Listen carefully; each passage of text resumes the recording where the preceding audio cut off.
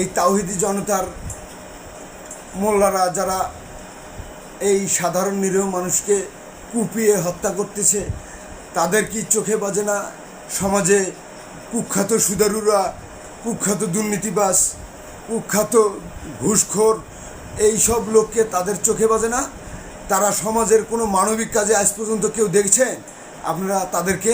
কোনো মানবিক কাজে কোনো গরিব মানুষকে ভাত খাদ্য দেওয়া, অন্ন দেওয়া, যে বাসস্থান দেওয়া, এসব কোনো কর্মকাণ্ডে ওরা কিন্তু জড়িত ছিল না। ওদের মূল উদ্দেশ্য ছিল এই নিরীহ লোকদের উপরে নির্যাতন করে তাদের সব কিছু লুটপাট করে নিয়ে যাওয়াটাই তাদের মূল উদ্দেশ্য। আর দেশের পরিস্থিতিকে ঘোলাটে করার এটাই মূল উদ্দেশ্য ওদের।